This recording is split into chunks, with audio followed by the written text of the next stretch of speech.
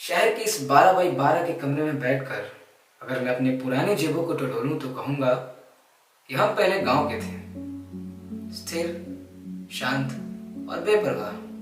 फिर हमें भूख बढ़ी, जरूरतें बढ़ने लगी।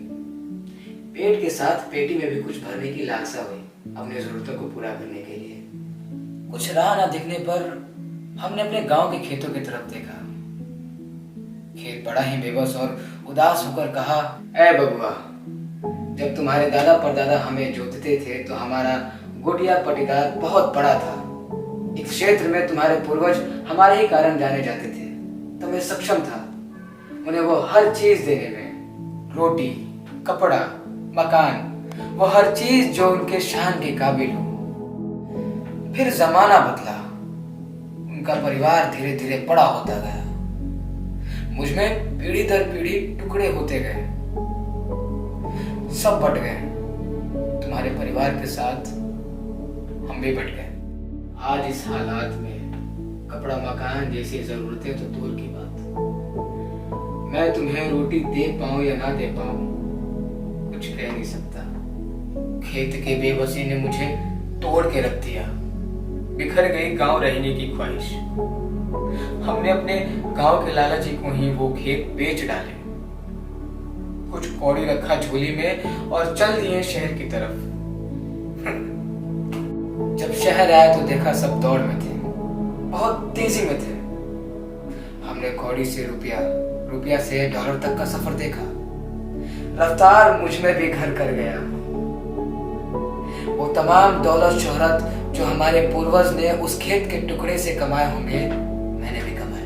वो सारी चीजें जो हमारी शान के काबिल हों, पर पता नहीं क्यों रफ्तार से इस लैश शहर में मुझे कोई पहचानता तक नहीं।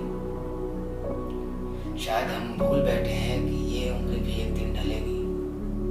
शरीर को शमशान तक पहुंचाने वाला भी कोई चाहिए। पर आज मैं अकेला हूँ। बेटे अमेरिका और इंग्लैंड में हैं।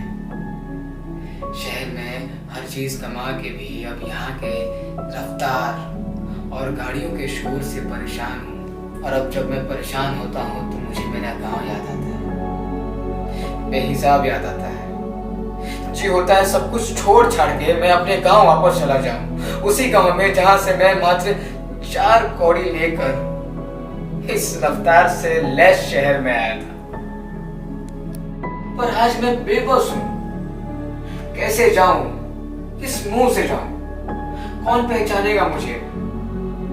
अब तो मुझे खेत भी नहीं पहचानेगा। शायद उस खेत पे बड़ी बड़ी इमारतें होंगी, बड़े बड़े होटल होंगे। अब तो ऐसा लगता है जैसे गांव भी शहर हो गया होगा। हम गए भी तो मुझे वहां दिन के हिसाब से रुपए देने होंगे। सब रफ्तार में तो होंगे ही ना, सब रफ्तार के सौदागर जो बनना चाहते हैं।